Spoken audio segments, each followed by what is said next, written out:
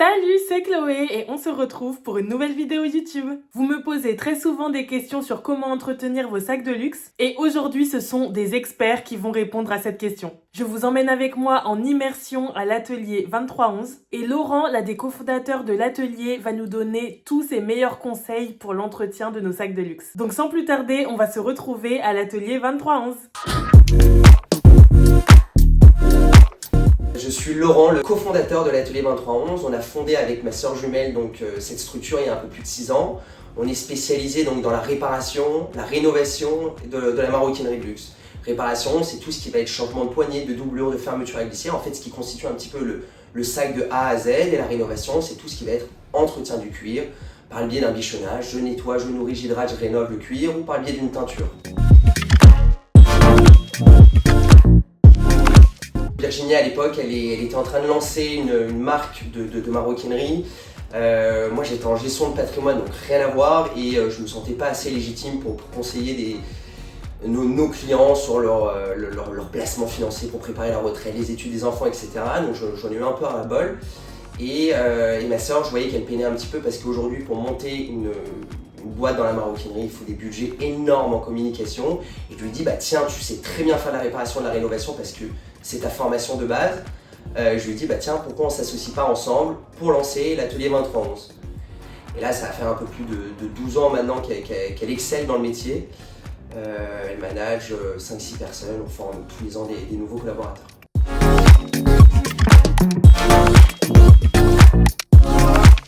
Alors, la partie la plus sensible d'un sac, selon nous, ça va être les coins, c'est inévitable, c'est la première zone de frottement. Après, pas de crainte, il y a une multitude de solutions qui existent aujourd'hui, que ce soit par la recoloration, les enduits ou même l'ajout de pièces en cuir. Ça dénature un petit peu, mais ça donne un petit côté custom au sac. Il va y avoir d'autres zones un peu fragiles sur le sac, notamment les enchappes. Et en fait, c'est la petite pièce qui relie les poignées, la bandoulière au corps du sac. Donc, c'est tout à fait logique et normal parce que avec le poids du sac, etc., ça met des zones de tension.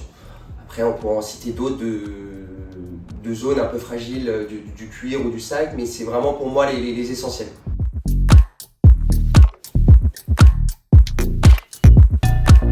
Bah, forcément, il y a le cuir d'agneau, il y a plein de pièces comme ça. Tu sais, il y a les nouveaux sacs, par exemple les cuirs Saffiano, qui sont des cuirs qui sont ultra travaillés, et qui ressemblent plus du tout à du cuir. Et en fait, C'est très résistant ça du coup, non? Très résistant, oui et non, dans la mesure où quand il y a un accro, où il y a quoi que ce soit, c'est très compliqué à rénover. C'est pas du tout naturel, c'est des pièces que nous, on se lance très rarement dans des cas bien précis si la cliente le souhaite vraiment le faire. Alors que toutes les pièces qui sont dans un cuir véritable, de bonne façon en fait, en termes de rénovation et de durabilité dans le temps, ça sera beaucoup plus facile en fait. On ne fait pas par exemple de coloration sur les cuirs épis, on ne peut pas rénover les toiles enduites. C'est solide, c'est certain, mais ça se rénove pas bien.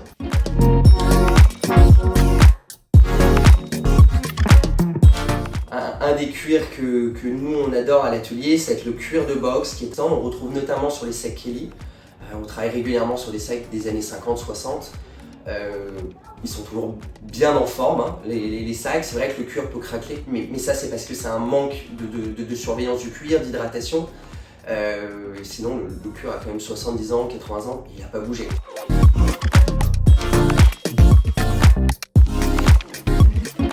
Alors on a une multitude de conseils à vous donner pour l'entretien de vos cuirs. Déjà ça va être la réalisation de bichonnage maison, au moins une fois tous les 6 mois, donc 2 fois par an. Donc je le nettoie, je le nourris, je l'hydrate, je le protège. L'imperméabilisant aussi est recommandé, peut-être une fois tous les mois, c'est pas mal, ça permet vraiment de protéger les corps extérieurs et de fixer bien la couleur du cuir. Quand on ne s'en sert pas, toujours le ranger dans son pochon doux, bien gonflé pour qu'il puisse conserver sa forme, et pas dans un placard ni trop chaud, ni trop humide, et à l'abri du soleil et de la lune évidemment. D'autres conseils qu'on peut donner, ça va être d'alterner. Un sac, il ne doit pas être amené à être porté tous les jours. En fait, il faut pouvoir changer, même si on a des sacs fétiches parce que le modèle est magnifique, c'est la bonne forme, le bon design, le bon poids.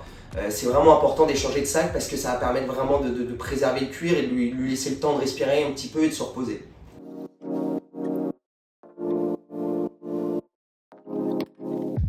Aujourd'hui, il n'y a pas de formation qui existe sur le métier d'artisan, rénovateur, réparateur du cuir. C'est bien dommage. Nous, on a eu beaucoup de mal aussi à notre lancement en fait, même si on recrutait des personnes avec un gros bagage, avec pas mal d'années dans des grandes maisons. Ils sont souvent formés à des tâches un petit peu répétitives. Donc quand ils arrivent chez nous, on leur demande cette polyvalence, le métier en fait d'artisan maroquinier, de savoir réparer une enchâtre d'un sac Dior, une fermeture à glissière d'un sac Chanel, et j'en passe en fait. De savoir d'avoir une bonne vision 3D du sac, parce que souvent quand on remplace une pièce, on est obligé de le démonter et de remonter ensuite. Et donc c'est pour ça que là, courant 2025, on va lancer différents types de formations, des formations très courtes de 2 jours sur le métier du bichonnage, comment entretenir son sac en cuir. On va lancer aussi un label, une certification qui sera qui sera un artisan rénovateur, donc qui sera beaucoup plus longue sur plusieurs semaines avec un quota d'environ 300-400 heures à voir, c'est encore en discussion. Et enfin, là c'est notre plus gros projet qu'on lance, c'est en 2025, ça sera le premier CAP indexé sur la maroquinerie, sur un CAP maroquinerie, mais avec une spécialisation rénovation, réparation des sacs en cuir. Alors on est situé au 11 rue d'Auteuil, Paris 6e, on est ouvert du lundi au samedi sans rendez-vous, on établit un devis directement sur place lorsqu'on nous dépose le sac, ou vous pouvez nous joindre par mail à contact@l'atelier2311.fr. On établit des devis en ligne, des pré-devis qu'on confirme toujours en atelier.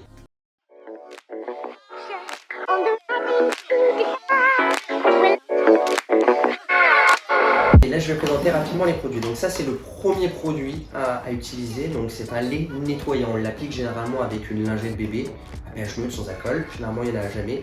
Et en fait, on imbibe un petit peu sa lingette bébé. On l'applique partout de manière circulaire. On n'hésite pas à changer de lingette lorsqu'on se rend compte que la lingette est sale. Pour ne pas étaler la saleté, la couleur, etc. On va laisser sécher 10 minutes et on va l'estrer avec un chiffon propre.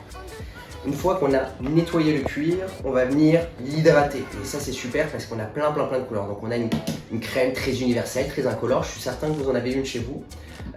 On prend un chiffon microfibre, on l'imbibe, on applique partout de manière circulaire, on laisse sécher un quart d'heure et on lustre avec un chiffon propre. D'accord ?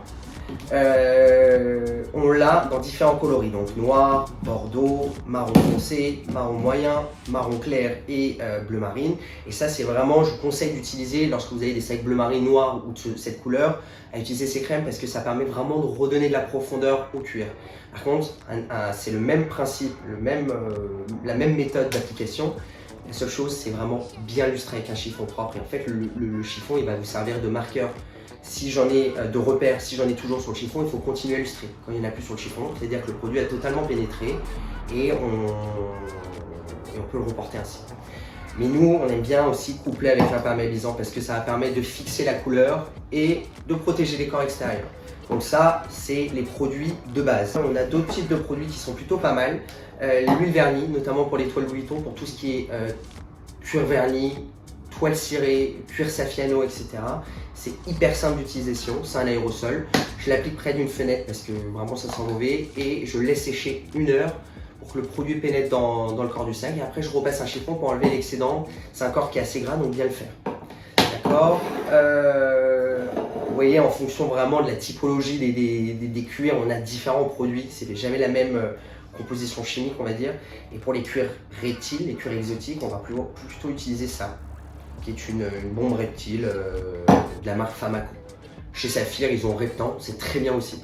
Voilà, Famaco et Saphir, ce sont les 2 leaders du marché, ils ont des top produits.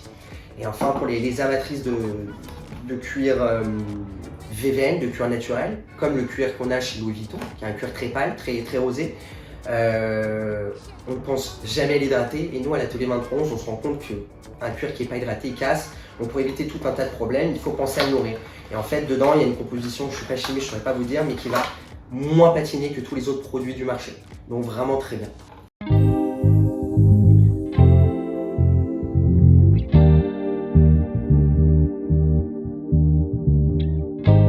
En fait, il y avait un trou sur la bordure, le trou était quand même petit, donc au lieu de changer toute la bordure, on a pris l'option de réaliser un enduit. En fait, ça nous permet de remettre à niveau la matière, protéger le cuir, et derrière, on va faire une coloration, une pigmentation, donc de l'intégralité des bordures. Et ça, c'est très important quand on voit la fleur du cuir qui a plus de teinture, d'intervenir et dès le début, de venir nous solliciter pour qu'on puisse remettre de la couleur. Et en fait, la couleur va protéger le cuir. Sinon, il y a des enduits, il y a des trous qui se forment et c'est plus compliqué. Alors là, c'est une autre catégorie de rénovation qu'on peut faire. En fait, là, il y avait une trace de maquillage donc sur le socle. On va venir reteinter le cuir pour avoir une couleur totalement uniforme dans la doublure. Voilà, donc les couleurs claires, souvent, ça passe par de la teinture. On ne peut pas enlever les traces de maquillage ou de stylo parce qu'en fait, on va devoir travailler avec des produits qui sont souvent puissants et un peu agressifs et ça risque de décaper le cuir en dessous et de blanchir la zone. Donc, on est obligé de reteinter par-dessus pour avoir un résultat optimal. Alors, on échangeait tout à l'heure à ce sujet, donc voilà une enchappe, ça permet de relier donc la poignée au corps du sac. Elle a cédé notamment sous le poids et les différentes tensions qu'on peut amener sur les poignets. Et en fait, le cuir était très sec. Donc, pensez à hydrater votre cuir. Certes, ça va patiner, mais ça va éviter qu'il casse à terme. Donc, pour cette prestation, on est obligé de dépiquer la doublure ou de passer par le haut du sac pour y accéder. On refait cette pièce, on la patine pour pas qu'elle paraisse trop neuve. Et ensuite, on repositionne. Notre cliente est venue nous solliciter pour qu'on essaye d'estomper, de faire disparaître les traces.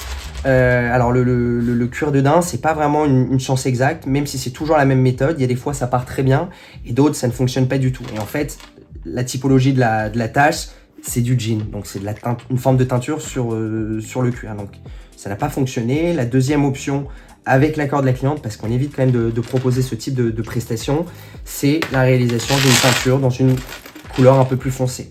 Donc on a réalisé un premier test sur la poignée bandoulière qui a l'air de prendre plutôt bien. On va le faire valider avec notre cliente. Si elle est d'accord, on se lance sur l'intégralité du corps du sac. Donc elle aura un nouveau sac marron.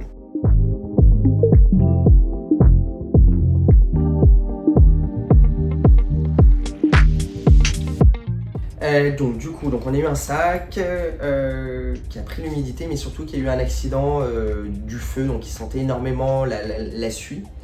Et donc du coup, on a proposé à la cliente de réaliser un bichonnage couleur qui consiste donc à le nettoyer en profondeur, le nourrir à plusieurs reprises, l'hydrater, raviver au maximum la couleur et la reprotéger. Donc c'est assez simple, hein. Donc on va prendre un savon pour cuire et on va venir le nettoyer en profondeur. C'est du savon glycériné? Exactement, c'est un savon glycériné, donc qui permet vraiment de bien nettoyer et de régénérer un petit peu le cuir. Enfin, franchement, c'est des cuirs qui sont solides, hein. Enfin, faut pas hésiter, ça fait pas de mal au cuir, hein. Alors moi, je trouve qu'on fait des soins dans son ensemble, donc tous les 6 mois minimum pour les entretenir. Donc un bichonnage complet du cuir, à savoir je nettoie, je nourris, j'hydrate, je ravive le cuir. D'accord, donc contrairement par exemple au sel d'équitation, on va pas faire savon glycériné sans nourrir après. Oui, exactement. Okay. Parce que le savon glycériné permet de nettoyer et après il faut réhydrater. Et là, il en avait vraiment plus que besoin, le sac.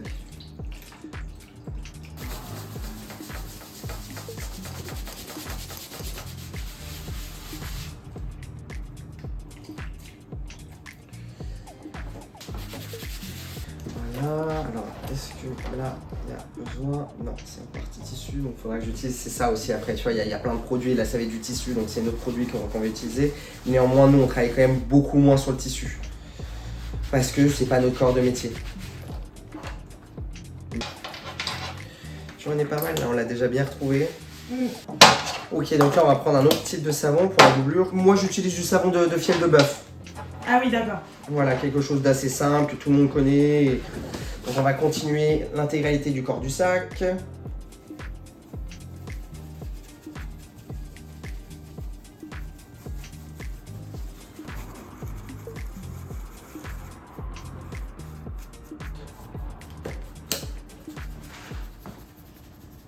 Tu vois en fait un marqueur, en fait souvent les produits ont tendance, quand on les applique et qu'ils sèchent, à matifier le cuir. Donc c'est pour ça que le lustrage derrière est essentiel.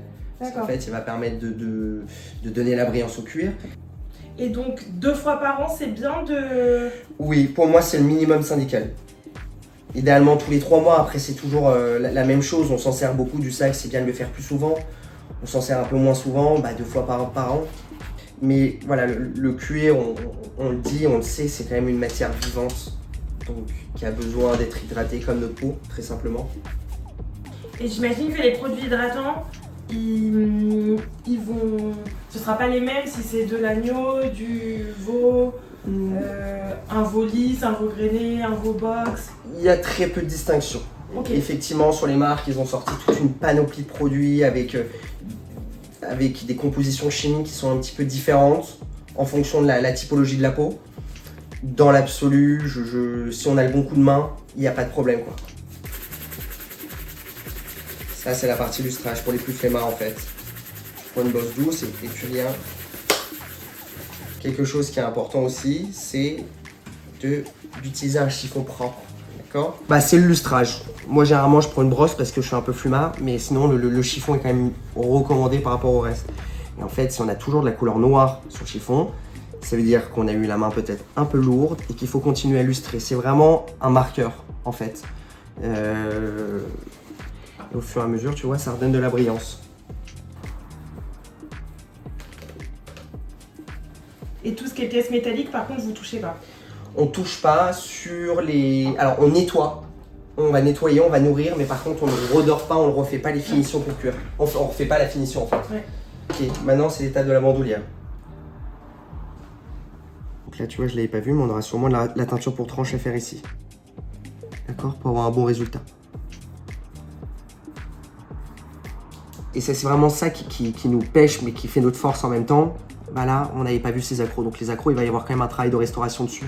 Bien recoller à la matière, essayer de remettre à niveau au maximum. Cette enchape, on est parti sur un devis. Je ne vais pas rendre le sac à la cliente dans cet état. Donc je vais venir un minimum recoller la matière et refaire la finition pour tranche pour avoir le meilleur rendu. Donc c'est ça qui est dur dans ce métier de rénovateur. C'est anticiper pour avoir le meilleur résultat et l'effet le plus waouh au monde, quoi. Cette chaîne, tu vois, je la vois, elle est un petit peu marquée par l'humidité. Donc on va essayer de venir la travailler au maximum, la nettoyer. Donc on teste avec un premier chiffon. Si on se rend compte que c'est pas le bon et que c'est pas assez puissant, on passe sur d'autres produits plus ou moins puissants. Et là, je pense que c'est pas mal, ça me fait vraiment du bien. Tu vois, là, je pense que mon chiffon, il va pas me permettre d'aller au fond des pièces. Donc là, j'ai pas le produit sur moi. Mais il faudra que j'aille chercher et je vais travailler au coton-tige sur chacun des maillons pour vraiment bien rentrer dedans. En fait, le but, c'est de venir nettoyer chacun des maillons à l'intérieur. Effectivement, elle s'est un petit peu oxydée. Hein. La bandoulière, c'est quand même délicat. Il faut pas qu'il y en ait sur les vêtements, etc. Donc c'est essentiel, c'est un impératif de bien lustrer le cuir. Et là, j'ai pas de dégorgement, donc c'est nickel. Et une fois que ça c'est fait, il faut laisser reposer combien de temps? Alors généralement, entre chaque étape, on laisse un quart d'heure, 20 minutes le produit sécher dans le cuir. D'accord? Et là, la dernière étape, ça va être l'imperméabilisant en fait. Donc on va venir l'imperméabiliser pour que ça fixe les pigments et ça protège des corps extérieurs. J'espère que vous avez aimé cette vidéo qui change un peu de d'habitude. C'est l'une des premières fois que je filme une vidéo YouTube en immersion toute seule, donc soyez indulgents avec le son, l'image, etc. Ça viendra à s'améliorer pour les prochaines fois. En tout cas, dites-moi dans les commentaires si vous avez aimé ce format en immersion où je vous montre les métiers de personnes qui travaillent dans la mode et dans la maroquinerie. Et n'hésitez pas à me donner des idées d'entreprises ou de métiers que je peux contacter pour faire une immersion. En tout cas, si vous avez aimé cette vidéo, n'hésitez pas à mettre un like et à vous abonner à ma chaîne YouTube parce qu'en plus au mois de décembre je vais sortir plus de vidéos que d'habitude. Et si vous voulez voir plus de contenu mode et luxe, rejoignez-moi sur Instagram et sur TikTok. Et à très bientôt pour une nouvelle vidéo YouTube.